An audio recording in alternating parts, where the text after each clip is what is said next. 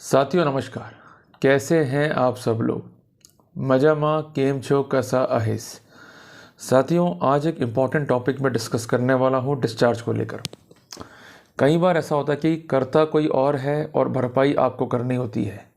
आपका कोई रोल नहीं होता है और मियर सरमाइसिस एंड कंजेक्टर सीबीआई या एसीबी विंग ऑफ सीबीआई ये कहती है कि आपने अपराध किया है, अभी आप कबूल लो तो बढ़िया है, और अगर आप नहीं कबूलोगे तो आपको बड़ा कॉन्सिक्वेंस जो है कोर्ट में फेस करना पड़ सकता है। And sometime they suggest that कि आप जो है बन जाओ अप्रूवर। और कई बार ये भी कहते हैं कि अपराध जो है गंभीर प्रकृति का है और हमने सारे लिंक अप जो है जोड़ लिए हैं, और अगर आपने अब सच नहीं बताया तो आपको इसके गंभीर कॉन्सिक्वेंस फेस करने पड़ सकते हैं। तो साथियों, उस सिनेरियो में क्या करें, कैसे अपने राइट्स को इन्फोर्स करें, क्या हमें डिस्चार्ज के लिए जाना चाहिए या नहीं जाना चाहिए, और इसके बेसिक फंडामेंटल्स क्या होंगे, जिसको मैं आज खुल कर डिस्कस करने वाला हूं आज की वीडियो में। टॉपिक काफ़ी इंपॉर्टेंट है और आपके राइट से जो है वो जुड़ा हुआ है। अगर आप समझोगे तो ही राइट को इन्फोर्स कर पाओगे, अदरवाइज़ किसी भी रूप में राइट्स को इन्फोर्स नहीं कर पाओगे। तो साथियों, शुरू करते हैं आज का अध्याय। आप एक कॉपी और एक पेन लेके बैठिए और जो कुछ बता रहा हूँ उसको नोट डाउन करते हुए चलिए, फिर हमें कोई भी दिक्कत किसी भी केस में जो है नहीं आनी है। साथियों, जजमेंट जो है प्रोनाउंस किया है ऑनरेबल दिल्ली हाई कोर्ट ने। जजमेंट बहुत ही रिसेंट है, 15 फरवरी 2023 का, और इसका साइटेशन है Sudhir Kumar versus CBI.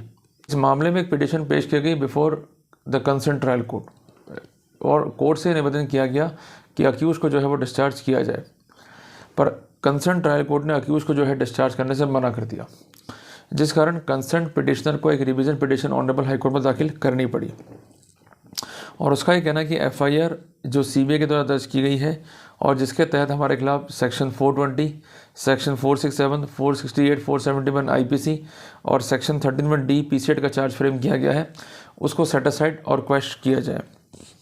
Basic facts क्या है कि एक कंप्लेंट जो है सीबीआई को मिलती है और उसमें कहा जाता है कि कुछ लोगों ने फर्जी सेल डीड देकर पीएनबी बैंक को जो है लाखों रुपए का नुकसान पहुंचाया है। इस मामले में दो इम्पॉर्टेंट लोग थे। एक तो है इस्मा अरोड़ा, जिसने अप्लाई करा लोन के लिए, और इसके साथ साथ नितिन कुमार जो है गारंटर था।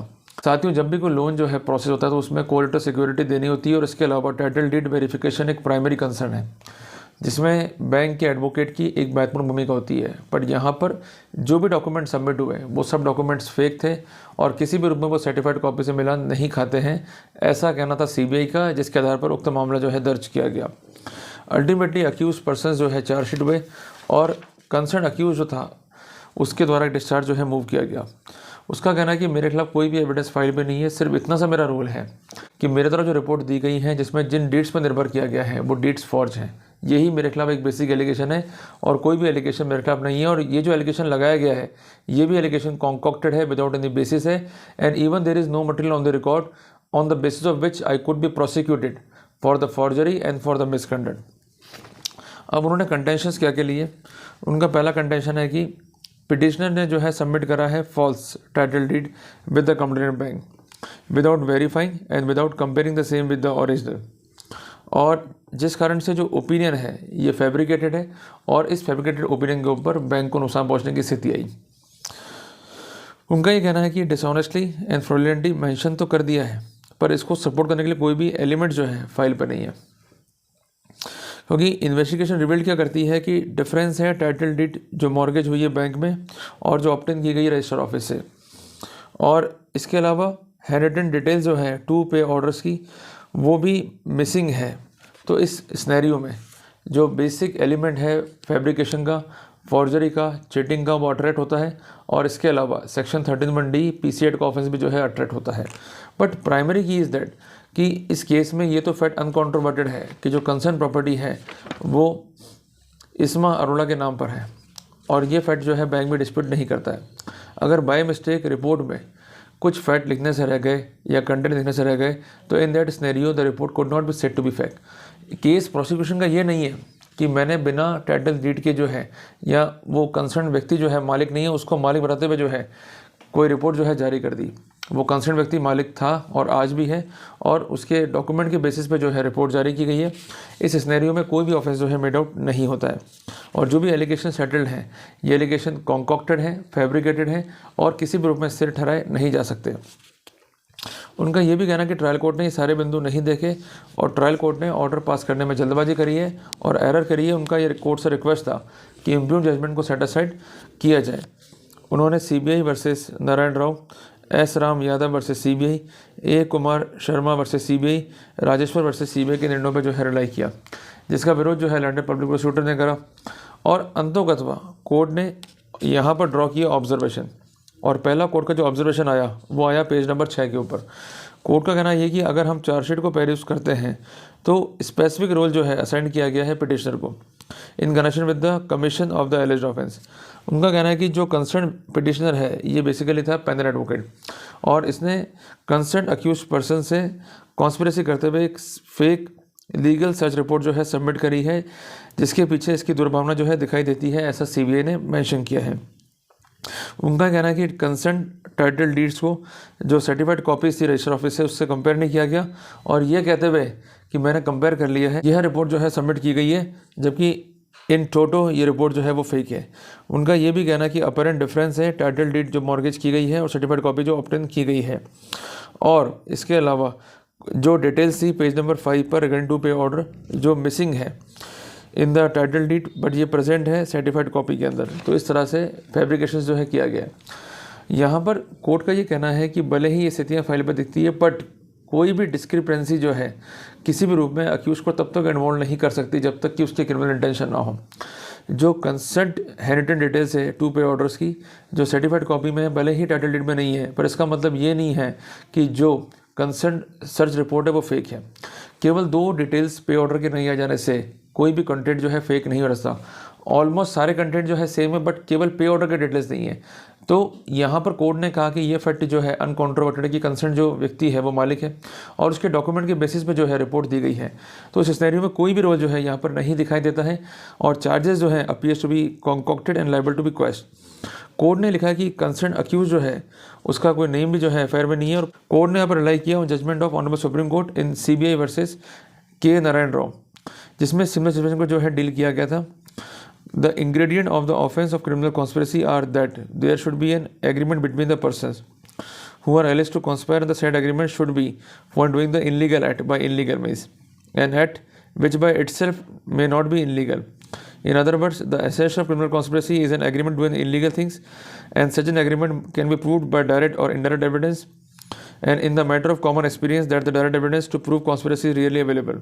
Accordingly, circumstances proved before and after the occurrence have to be considered, and these are the deciding factor. And apart from that, even if some acts are proved to have been committed, it must be clear that they are committed in pursuance of the agreement between the accused person. If the act is in isolation, the charge of criminal conspiracy could not be framed. The interference from such proved circumstances regarding the guilt may be drawn only when such circumstances are incapable of any other reasonable explanation. In other words, an offense of conspiracy cannot be deemed to have been established on mere suspicion and surmises. The interference is only possible when it is proved that the act has been committed or done in pursuance of agreement between 2 or more than 2 persons. तो एक बात समझ में आती है कि कोई व्यक्ति कोई चीज़ को लेके कॉन्स्पायर्ड है और उसके कॉन्सिक्वेंस में कोई एक्ट किया जा रहा है और इस बात की एविडेंस आ रही है, तब जाके चार्जेस फ्रेम होंगे। सिर्फ ये कह देना कि साहब ये कॉन्स्पिरेसी हो गई, ये पर्याप्त नहीं है। और सबसे इम्पोर्टेंट बात, जो वाइकरस लायबिलिटी आती है वो तभी आती है कि जब उसकी इंटेंशन जो है मैलाफाइड है या वो आपस में जो है कनेक्टेड है। अगर कोई ओपिनियन दे भी दी गई है और ओपिनियन जो है गलत भी है, तब भी कोई केस जो है रिगार्डिंग द क्रिमिनल प्रोसिक्यूशन नहीं चलाया जा सकता जब तक कि ये प्रूव ना हो जाए कि रियल में उसका कोई ऐसा इंटेंशन था या रियल में वो कनेक्टेड था या रियल में उसके एक्ट से जो है कोई फ़ायदा किसी कंसर्न पार्टी को पहुंचा। और कोर्ट ने इस जजमेंट को रिलाई करते हुए ये स्पेसिफिक कर दिया कि अगर कोई ओपिनियन है और ऐसा कोई फैक्ट रिकॉर्ड पे नहीं है कि किस तरह से उसने एक एक्टिव कॉन्स्पिरेसी करी, किस तरह से उसने एक्टिव फैब्रिकेशंस किया और किस तरह से उसने एक्टिवली चीट किया, तो on the mere surmises charge could not be frame. तो कोर्ट ने स्पेसिफिक किया कि इस केस में कोई भी चार्जेस फ्रेम करने के ग्राउंड जो है फाइल पे नहीं है।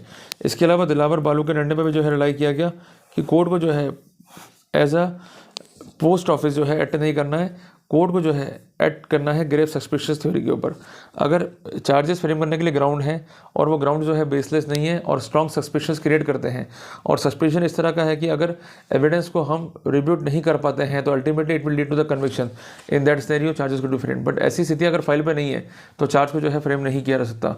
तो कोर्ट ने उसके रोल को देखते हुए और कोई भी कंटेंट फाइल पे ना होने को देखते हुए, कोई प्रथम मामला ना होने को देखते हुए कंसर्न अक्यूज को जो है डिस्चार्ज करने का ऑर्डर करे। तो ये साथियों काफ़ी इंपॉर्टेंट जजमेंट है। कई बार जैसे आप मान लो पब्लिक सर्वेंट हो, आप कोई काम करते हो और आपकी कोई गलती नहीं है बट वो काम रूटीन मैनर में कर रहा है, बट किसी भी रूप में ऐसी कोई स्थिति फाइल पे नहीं है कि इसके पीछे कोई आपकी डेलिबरेटनेस क्या थी, तो उस सिनेरियो में ये रूलिंग जो है आपके केस पे एप्लीकेबल हो जाएगी और उस सिनेरियो में आप डिस्चार्ज जो है मूव करो। केवल मियर एरर ऑफ जजमेंट या हल्की से हमसे गलती हो गई या हमने कोई एरर कर दिया, ये कोई ग्राउंड नहीं है इस प्रिज्यूम करने के लिए you are a culprit. They have to show that कि ऐसी एविडेंस एग्जिस्ट करती हैं जिसके आधार पर यह कहा जा सकता है कि आप इस केस में इन्वॉल्व थे, आपने कॉन्स्पायर्ड किया और आपको इस बात की नॉलेज थी कि क्राइम होने जा रहा है, फिर भी जानते हैं बूझते आपने उस क्राइम में जो है पार्टिसिपेट किया और क्राइम जो है कमिट कराया और उसमें सहयोग प्रदान करा, तभी रियल जो है चार्ज फ्रेम होगा। इन रूटीन मैनर जो है चार्ज फ्रेम नहीं हो सकता है। तो ये टॉपिक काफ़ी इंपॉर्टेंट है, आपके राइट्स को लेकर जुड़ा हुआ है। अगर वीडियो आपको समझ में आया तो उसको लाइक और शेयर जरूर करना और ऐसे ही लीगल अपडेट्स के लिए जुड़े रहे सोनी एरेना से। साथियों अभी के लिए सिर्फ इतना ही, मिलते हैं एक नए टॉपिक के साथ, तब तक के लिए जय हिंद, जय भारत।